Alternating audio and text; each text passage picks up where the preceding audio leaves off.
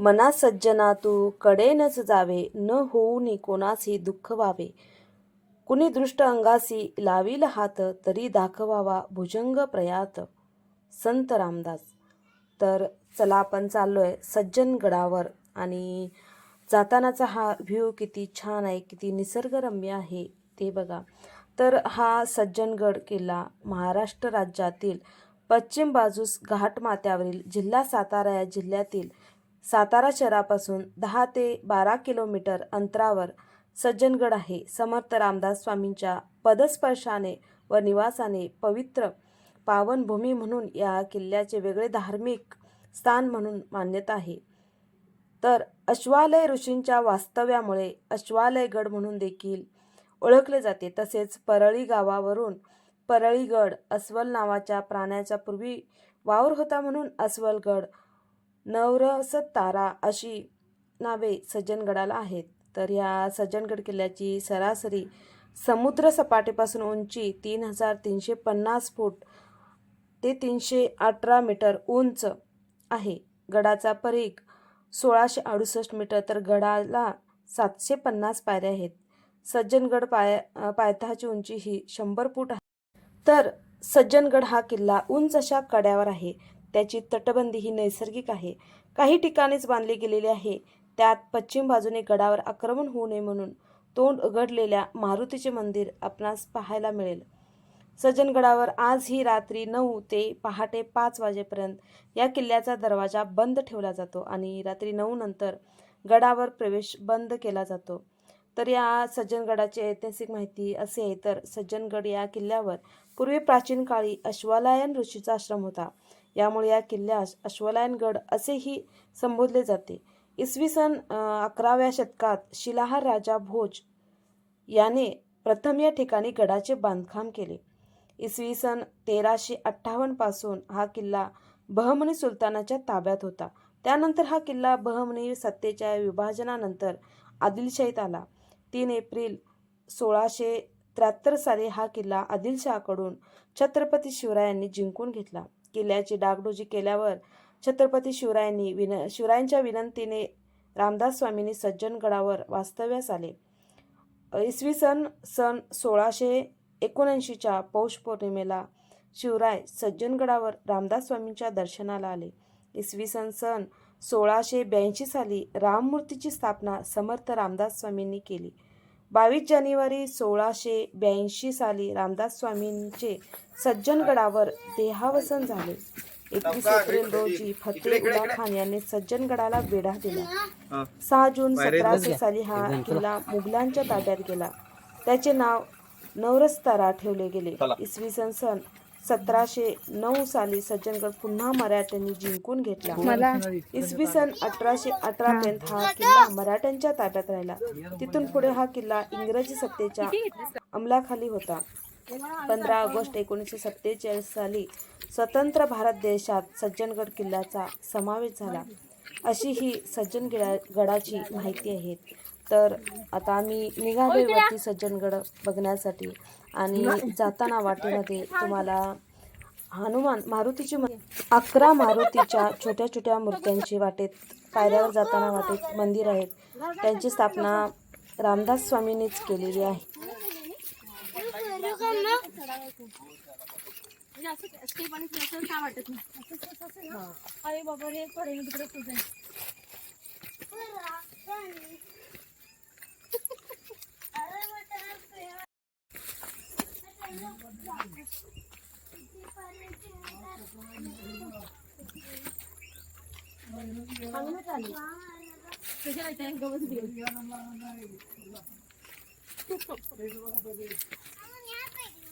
होय फोटो काढ.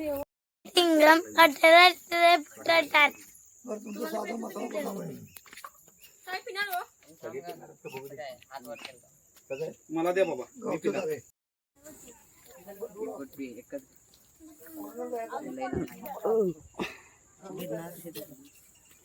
5000 चढली मम्मी. 3000 5000 चढली. 3000 कसं म्हणतो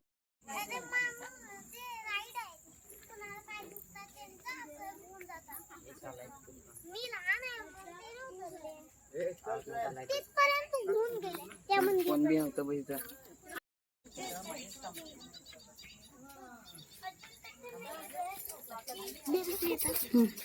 सरळ कर पहिला, सरळ कर दे.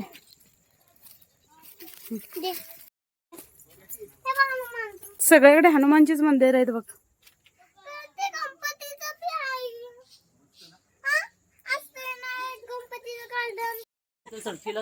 पावडर निघायला लागल्या, मेकअप निघायला लागले. लवकर लवकर फोटो काढा आणि तर फिल्टर करावा लागणार फोटो मध्ये.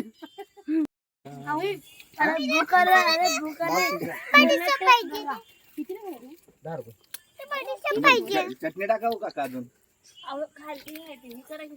बस शिवाय द्यायला.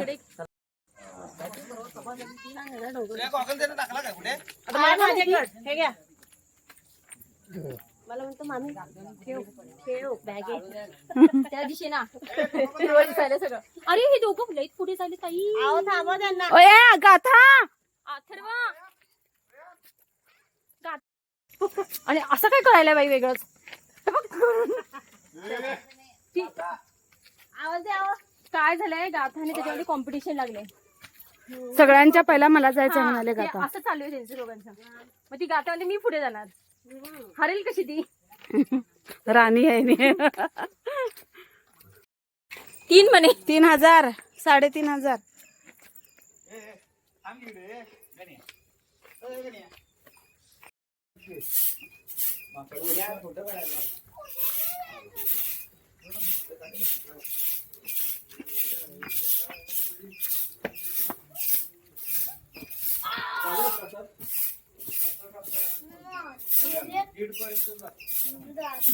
करायचं 2 दिवस लागून गाडी उचलायला.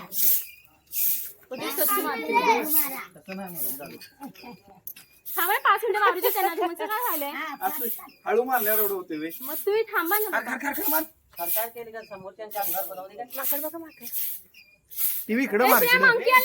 गाथा मग केलं. अगं पिशवी वाढते गाथा. तर हे आहे बघा छत्रपती शिवराय महाद्वार. हे मुख्य प्रवेशद्वार आहे आणि त्याला छत्रपती शिवराय महाद्वार असे नाव ठेवले आहे. बघतोय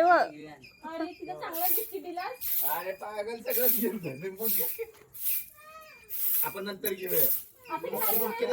बॅगेत ठेवायला सांगा. बॅगेत ठेव बॅगेत.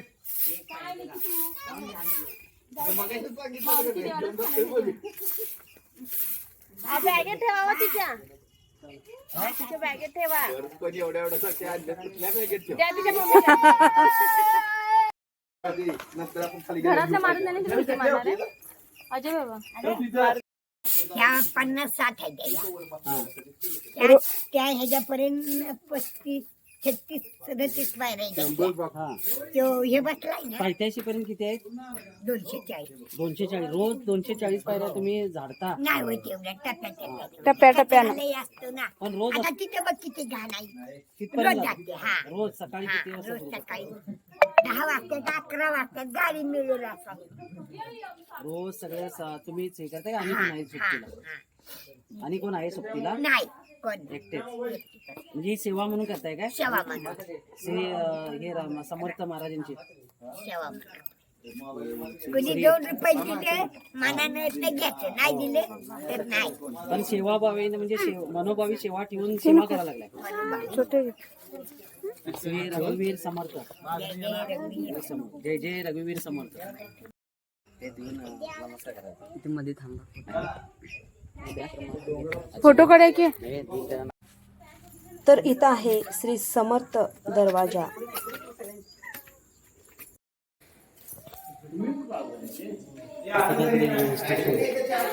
काय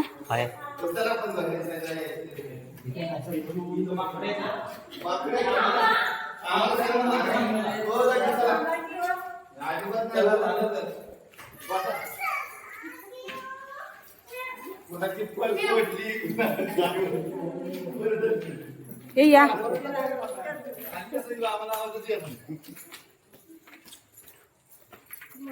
तिथे ते बघा. लांब झालं.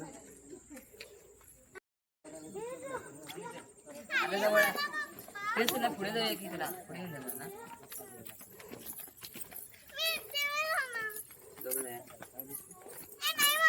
छत्रपती शिवाजी महाराज की जय.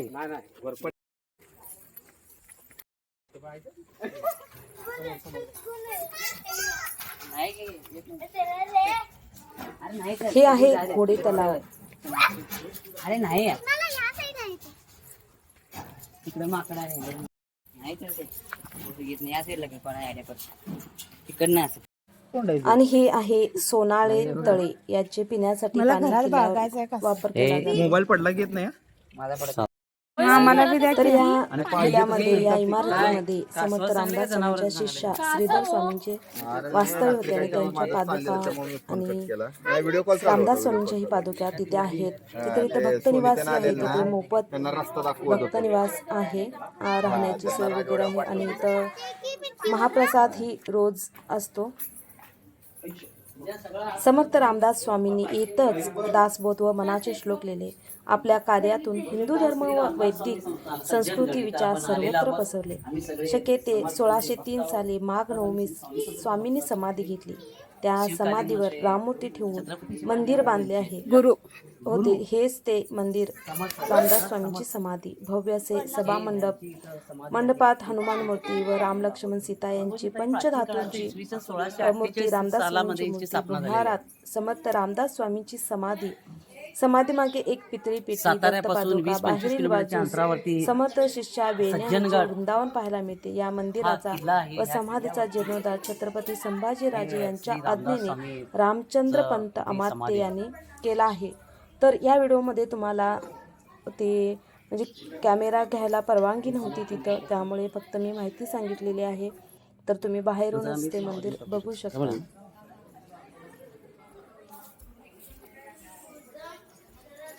हा ते समाधी केली.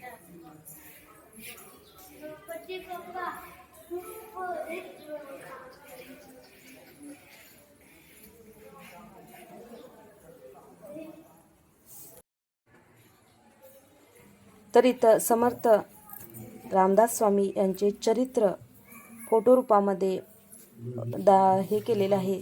जे दाखवलेलं आहे त्यांचे कार्य कसे कसे होते, काय काय होते, ते कोणाकोणाला भेटले याची संपूर्ण फोटो रूपामध्ये आहे. बघा मी ते सर्व वाचून दाखवलेले आहे. बोधामृते दे श्री गुरु नारायणासी एकांती जन्म मरण हे देवाघरचे करी कर्तव्याची पूर्ती.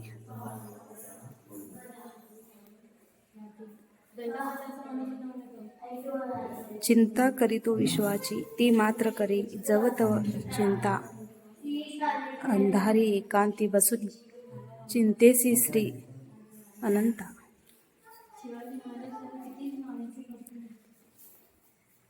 द्विज सावधान ऐसे सर्वत्र विवाह मंडपी म्हणती ते एक रामदासे ऐकले त्या सदा असो प्रणिती.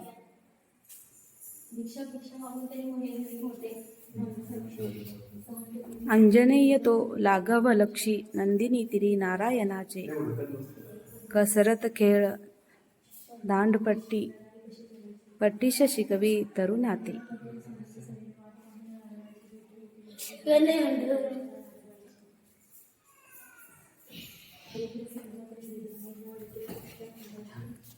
रामरंगी दास दास रंगी राम भेट होता शिवाची जीव झाला रामदास.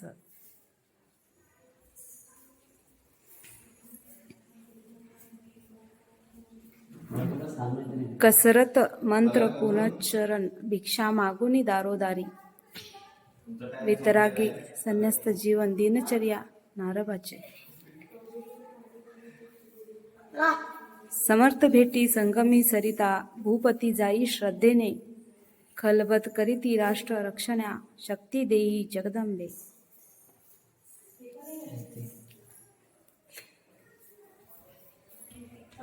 नैनामधले सलील सरले वाट पाहुनी नारबाची भेटी होता दृष्टी दिली तीज भेटे माता नारबाची. रुद्रे स्थापिले रुद्राने त्या रुद्रसंख्या महाराष्ट्री बालोपासना धर्मरक्षणा पौनात्मक संस्थापी.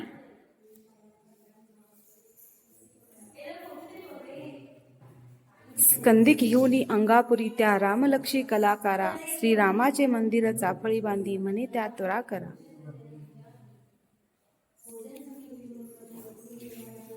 कावडीने तो पाणी भरी तो जोडूनी पाणी गुरुचरणी, विनवी श्री गुरु दर्शन द्यावे मजला चक्रपाणी. ब्रह्मभ्रांतीच्या भोवऱ्यातून सोडवी तिसी श्री गुरुराया, कल्याणाचे करी कल्याण विनवतसे श्री गुरुराया.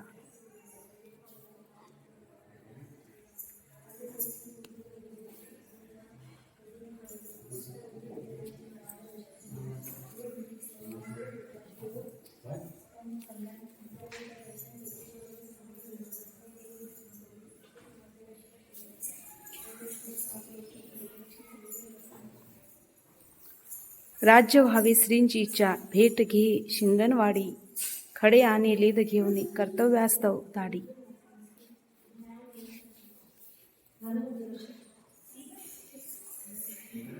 डावी मजला खल तो म्हणता रायासी, अर्पिले शिर अज्ञाने दिदले ज्ञाना, शिवप्रभूसी अर्पुनी कृपे शिर.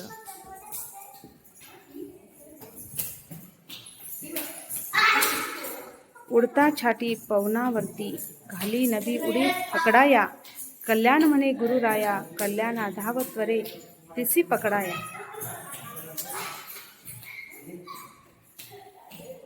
वेड लागले सदाशिवाचे, ब्रह्मपिसा तो होई, गुरु कृपेस्तव कल्याणाविन, अन्य धजेन दुजा होई दुजाही. भोजन समयी श्री भीम रूपते, बगुनी वेण्या व्याकुळली, समर्थ गुरुचे अद्भुत दर्शन, जन्म मरणाचे चुकवी.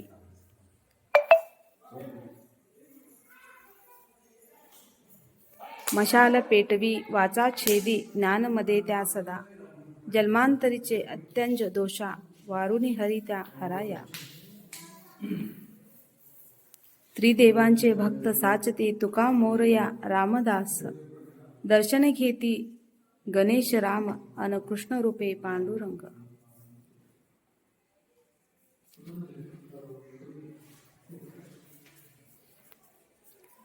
कीर्तने रंगी वेना संगे, रंगतसे गुरुराया, निरूप मजला द्यावा म्हणून वेना प्रातिसे श्रीरामा.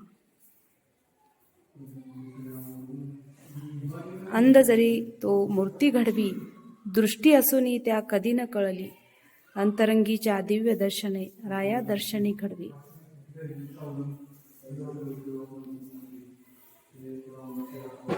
गुरु भेटीस्तव व्याकुळ होता, शिष्योत्तम कल्याण, अंतरंगी त्या दर्शन देती, करुणी समाधी भंग.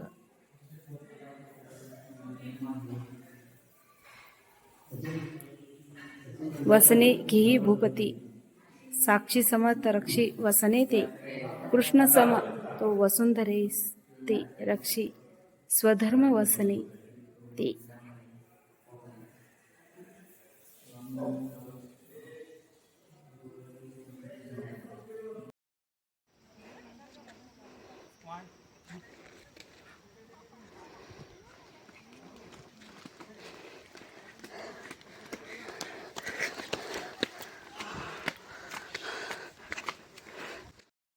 आम्ही साताऱ्याला गेल्यानंतर उदयनराजे भोसले यांना भेटण्याची खूप इच्छा होती, पण तिथे जे रिलेटिव्ह होते त्यांनी म्हटले की रात्रीची वेळ यांना आता भेटणार नाहीत म्हणून. पण तुम्ही किल्ला फक्त म्हणजे जिथं उदयनराजे भोसले राहतात ते तुम्ही बघू शकता असं म्हणून सांगितले. मग आम्ही तिथं गेलो.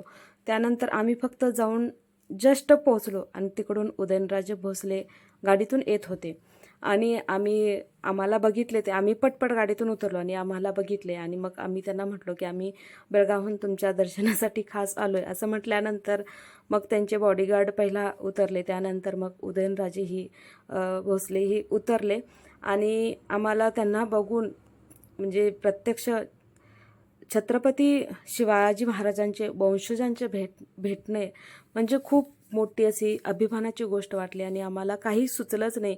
फोटो काढायचा देखीलही सुचलं नाही. शेवटी त्यांचे बॉडीगार्ड होते तेच आम्हाला म्हटले की थांबा इकडं आम्ही फोटो काढतो असं म्हटले. त्यानंतर आम्ही त्यांच्यासोबत फोटो घेतला आणि त्यानंतर मग राजे आपल्या दौऱ्यावर गेले. त्यानंतर तेथील सिक्युरिटी गार्ड होते, त्यांनी आतमधील परिसर म्हणजे बाहेरून आत जायला परवानगी नसते, बाहेरूनच आम्हाला दाखवलं. दिवसाचं आला असतं तर तुम्हाला सर्व आम्ही दाखवलं असतो असं सांगितले त्यांनी, पण रात्रीची वेळ होती त्यामुळे आम्हाला आतील परिसर जो होता तो बघायला भेटला नाही, पण बाहेरून फक्त बघितलं. पण उदयनराजे यांची भेट झाली हीच खूप मोठी गोष्ट होती आमच्यासाठी. आम्ही बेळगावहून आलो आहे म्हटल्याबरोबर ते गाडीतून उतरले हीच आमच्यासाठी खूप मोठी गोष्ट होती, कारण सहसा ते गाडीतून उतरत नाहीत असं म्हटले होते आम्हाला, पण आम्हाला त्यांनी भेटले. आम्हाला ही खूप मोठी गोष्ट होती. आम्ही सर्वांनी मग त्यांना नमस्कार केला आणि फोटोशूट झाल्यानंतर मग राजे आपल्या दौऱ्यावर गेले. त्यानंतर आम्ही तेथील परिसर बघितला.